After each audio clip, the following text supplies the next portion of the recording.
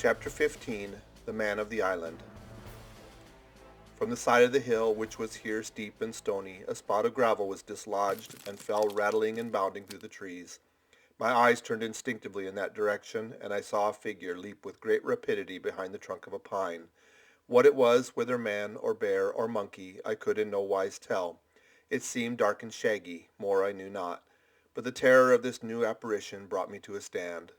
I was now, it seemed, cut off upon both sides, behind me the murderers, before me this lurking nondescript, and immediately I began to prefer the dangers that I knew to those I knew not.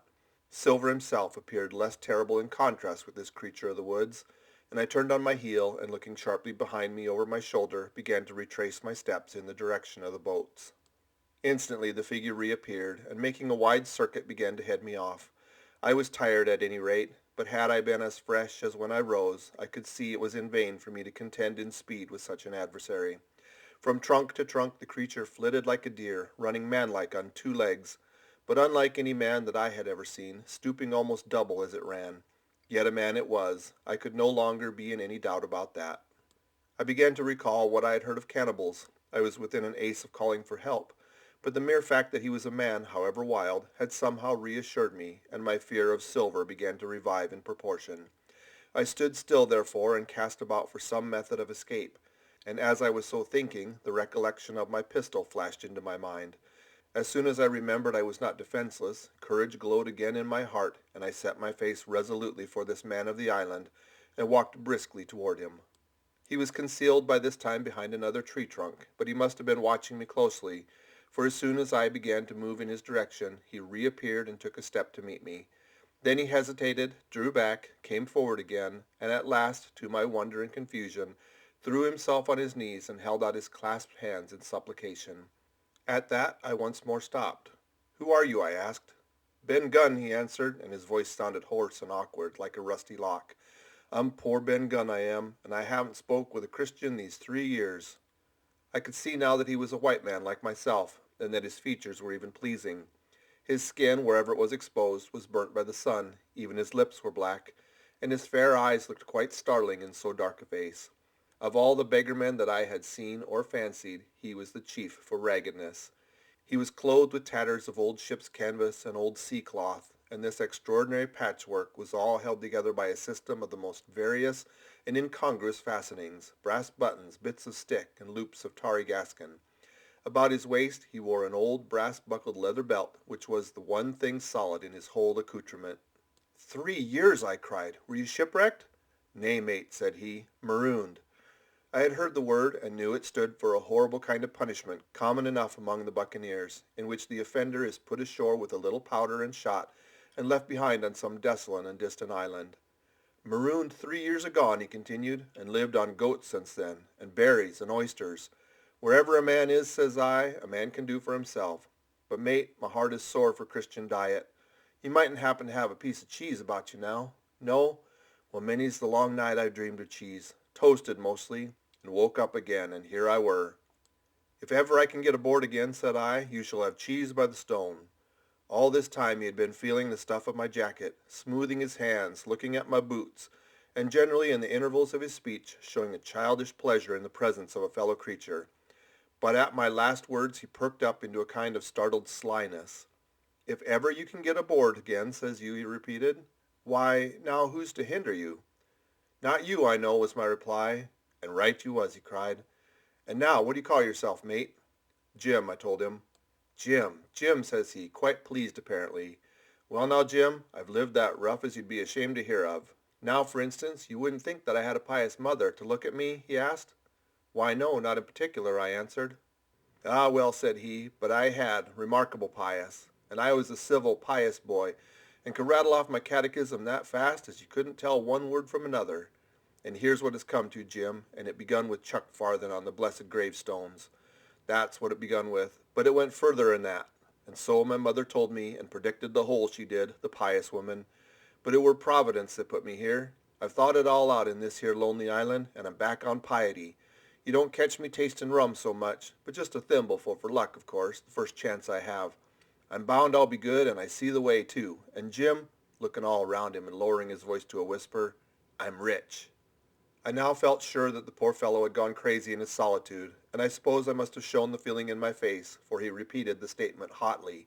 Rich, rich, I says. And I'll tell you what, I'll make a man of you, Jim. Ah, Jim, you'll bless your stars, you will. You was the first that found me. And at this there came suddenly a lowering shadow over his face, and he tightened his grasp upon my hand and raised a forefinger threateningly before my eyes. Now, Jim, you tell me true. That ain't Flint's ship? He asked. At this I had a happy inspiration. I began to believe that I'd found an ally, and I answered him at once. It's not Flint's ship, and Flint is dead, but I'll tell you true as you asked me. There are some of Flint's hands aboard, worse luck for the rest of us. Not a man with one leg, he gasped. Silver, I asked. Ah, Silver, says he. That were his name. He's the cook and the ringleader too. He was still holding me by the wrist, and at that he gave it quite a wring. If you was sent by Long John, he said, I'm as good as pork, and I know it. But where was you, do you suppose? I had made up my mind in a moment, and by way of answer told him the whole story of our voyage and the predicament in which we found ourselves. He heard me with the keenest interest, and when I had done, he patted me on the head. You're a good lad, Jim, he said, and you're all in a clove hitch, ain't you? Well, you just put your trust in Ben Gunn. Ben Gunn's the man to do it. Would you think it likely now that your squire would prove a liberal-minded one in case of help, him being in a clove hitch, as you remark? I told him the squire was the most liberal of men. Aye, but you see, returned Ben Gunn, I didn't mean giving me a gate to keep and a suit of livery clothes and such. That's not my mark, Jim. What I mean is, would he be likely to come down to the tune of, say, £1,000 out of the money that's as good as a man's own already? I'm sure he would, said I, and as it was, all hands were to share. And a passage home, he added, with a look of great shrewdness. Why, I cried, the squire's a gentleman. And besides, if we got rid of the others, we should want you to help work the vessel home. Aye, said he, so you would, and he seemed very much relieved. Now I'll tell you what, he went on, so much I'll tell you and no more. I were in Flint's ship when he buried the treasure, he and 6 along, 6 strong seamen. They went ashore nigh on a week, and us standing off and on in the old walrus. One fine day up went the signal, and here comes Flint by himself in a little boat, and his head done up in a blue scarf. The sun was getting up, and mortal white he looked about the cutwater. But there he was, you mind, and the 6 all dead, dead and buried. How he done it, not a man aboard us could make out. It was battle, murder, and sudden death leastways, him against 6. Billy Bones was the mate. Long John he was quartermaster, and they asked him where the treasure was. Aye, he says, you can go ashore if you like and stay, he says, but as for the ship, she'll beat up for more by thunder, and that's what he said. Well, I was in another ship 3 years back, and we sighted this island. Boys, said I, here's Flint's treasure. Let's land and find it. The captain was displeased at that, but my shipmates were all of a mind and landed. 12 days they looked for it, and every day they had the worst word for me, until one fine morning all hands went aboard. As for you, Benjamin Gunn, says they, here's a musket, they says, and a spade and pickaxe. You can stay here and find Flint's money for yourself, they says. Well, Jim, 3 years have I been here, and not a bite of Christian diet from that day to this. But now you look here, look at me. Do I look like a man before the mast? No, says you. Nor I weren't neither, says I. And with that he winked and pinched me hard. Just you mention them words to your squire, Jim, he went on. Nor he weren't neither, that's the words. 3 years he were the man of this island, light and dark, fair and rain.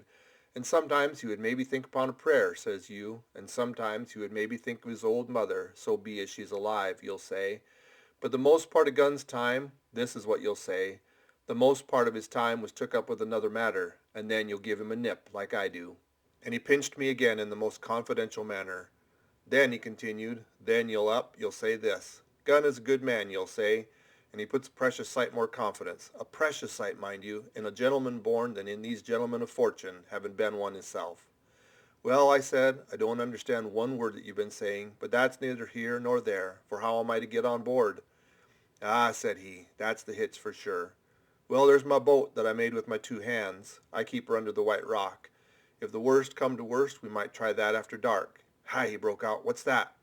For just then, although the sun had still an hour or 2 to run, all the echoes of the island awoke and bellowed to the thunder of a cannon. They have begun to fight, I cried. Follow me.